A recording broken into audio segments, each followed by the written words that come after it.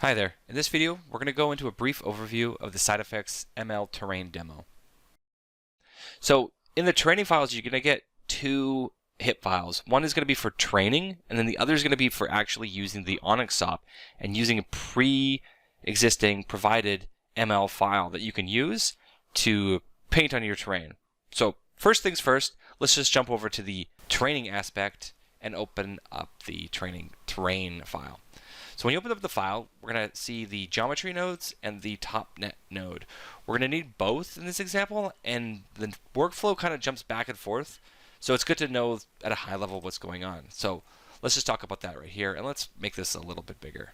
Okay, so first, these little green ones are personalized terrain files. There's a HDA processor that's going to generate random, noisy, blobby terrain. Then there's another one that's going to take that terrain as a height input, and it's going to do an erosion on top of it. The reason we split this up was because we can kind of control the height erosion ahead of time and keep these stored as like BGO files that we can use later and use them across multiple HDA processors just to kind of verify stuff. So that's the reason why it's split, but it doesn't necessarily need to be split in that way. And then the top one is just going to be wedging between the parameters, so we can wedge between any of the existing ones that we've provided right here. Again, I'll just expand this. And it's just one of these things. It's just going to wedge between these. So in this part, what's happening is it's going to be splitting by count, and it's going to actually say these ones I want it to spit out into out testing, and I want this one to go out into training. So it just says like, hey, every once in a while, I want you to put one into the test, and the Onyx SOP, or the train picks to pick SOP, sorry, is going to be using that later to do some one-off testing examples. So it's going to verify the accuracy of the model while it's being generated. Okay, so we have this model cooked right here. As you can see, if we were to jump into the HDA processor, there's our blobby terrain, and we're going to look at the height field. So what's happening after this is we're going to jump over to our SOP, and we're taking our height field, and we're doing a blur. We're going to remap that blur. And then this is just a visualizer that we're going to be looking to just verify how many layers we have. And that's kind of the key part here is right here we're going to be setting 10 layers. And this is going to be critical later on when we're using the inference of the Onyx SOP. So if you want the user to paint 4 layers or you want them to paint 256, this is where you would want to change this. Now let's just jump into the comp network and see what's going on. So here, we're going to be looking at the output, and it's going to be spitting out our training input, and this is what we're going to look for when we're doing the Onyx SOP, and then the images that we're pairing it to. So when it looks at low valleys, it's going to try to look at the details here. And we're going to be reproducing this thousands, if not hundreds of thousands of times, if you got the bandwidth to do that, and get accuracy. That's pretty much what's happening here. So we're looking at our height field and our blur. So as we jump right in, it's going to take that, it's going to map one to the one side, that one to the other, and that's doing the output. So now we're not going to be outputting this as a final image, but we're going to be doing that through here.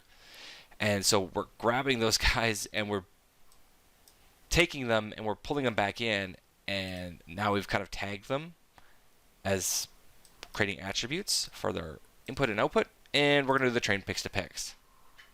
I'm not an expert on this by any means. I did not make this. I am more of a user, but essentially what this does now is it sets up a nice virtual environment, which is going to do a lot of the picks to picks under the hood, which is super handy. More or less, I think you can just leave these all the same. So our setup is, yeah, it's just going to look for the operator name. We could change that if we want. We're going to be looking for our test results and where we're going to want to actually output this. We're going to output the file, the Onyx file. So we're just going to leave it as all is. The saving model rate, it just saves out an iteration because it's not going to do it at every, well, I guess it could do it at every time we've done an iteration. So it's going to save it at every single step because it could take about 45 minutes, I found, for each one of these stages. So if it crashes at step 45, you might not want to lose all that work and want to see it at, step 35 or something like that. So Moving on, these are just going to be setting up little like image plots, which is little graphs and stuff like that, which are kind of handy to look at to verify the accuracy of your model. And this is going to be looking for your training images, the part that we've exported out here. And other key information. So our image channel is 1 because our images are black and white. 512 is very, very important because if this at all changes at any point, everything needs to be consistent. So our terrain size and our image size and this training aspect all need to match 512 by 512. If you change it to 1024, then everything has to match 1024. It's that simple. It's not too complicated, but it kind of, if you're testing things out, just make sure that your image size is the same.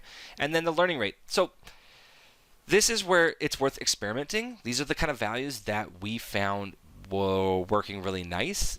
You're just balancing the length of training, how long it takes to train, versus the quality. You're always going to get better results for the most part the longer you train, but those are going to have diminishing results, and you're going to be quadrupling your time just for 1 or 2% improvement. So these are the values that we liked. 40 is also really good.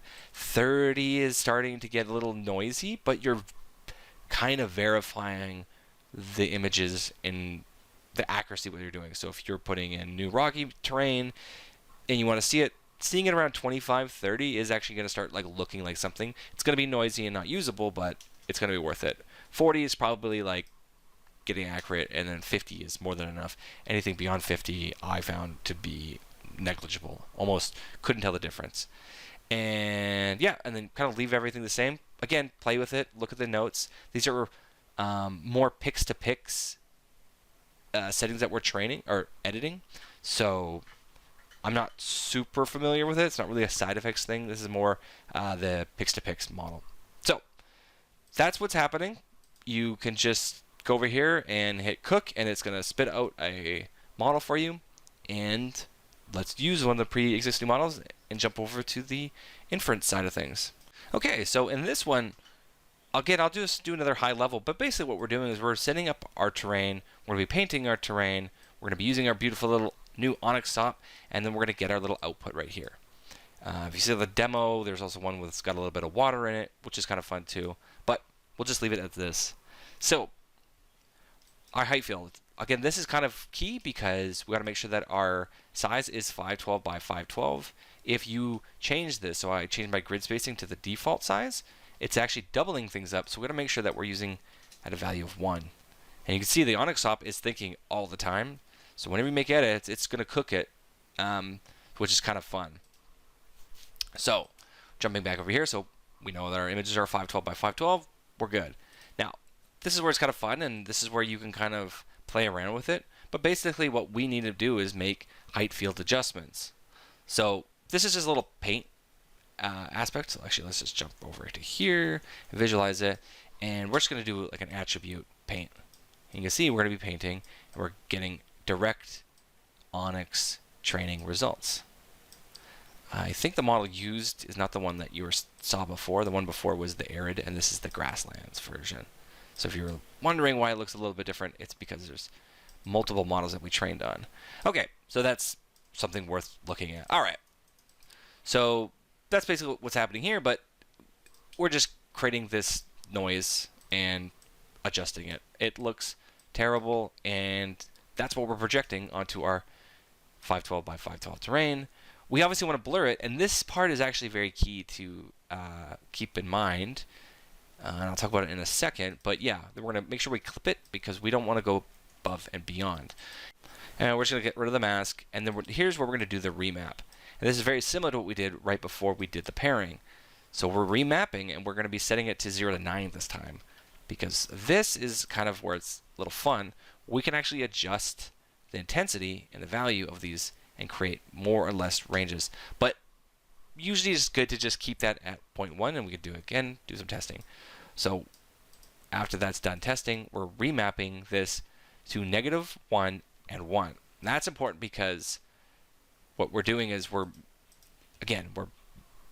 basically saying, hey, I want my 10 layers, and now I want those 10 layers to fit between -1 meter and 1 meter. So if we were to drop down an onyx stop, it's not going to be doing anything. So to set this up, it's actually pretty simple. We're going to grab the model file. So right here, I'm just going to copy the same file, enter, and we're going to set up from the shapes. And there it is. It's looking at the model input, model output, -1, 512 by 512. The only thing we're going to have to change is we're going to have to make sure that the data is set to 0, and this is set to height. That's pretty much the setup of the Onyx op. And yeah, so if we look at the Onyx op, it's done the height field, but it's only done it on a -1 to 1 value. So it's only got 2 meter tall height field. So we're just going to project that back on to our regular blobby terrain that we made. Now this is artistic interpretation. This is what I've done. You can do a height field remap. Before we jump ahead on this, I want to talk a little bit more about what this blur was doing back here. So if we were to look at our attribute output and looked at our image again, so this is our paired image, we're going to want to try to match this shape, these types of banding, because that's what it's trained on. So if we're doing lots of valleys, then we're going to want lots of trained valleys. Right now this is these big, large, blobby bits. So it's looking for big, large, blobby bits. If you start getting sharp, jaggedy edges or very fine details, it's not going to know what to do with it. So that's what this blur here is for. If I don't put that blur, I'm going to get these like really jaggedy edges, and it's going to be really tense. And the Onyx op is not going to like that as much. So as I blur, this is going to be closer to the accuracy that we would see on our thing. If we blur too much, then the details are a little bit boring, and so is our output. So that's what this little blur here is for. Yeah, so that's kind of more or less the aspect of this model. So we can adjust this, we can add more influence, we can remove the influence, adjust the scale of the height and stuff like that. This is just doing a little colored representation with the visualized height field. This one is just doing a little bit of clip, making it feel like water, so that way if we were to paint, looks like we're painting in islands. And that's all this is doing. And there you go. That's more or less the terrain height field. Thanks for watching.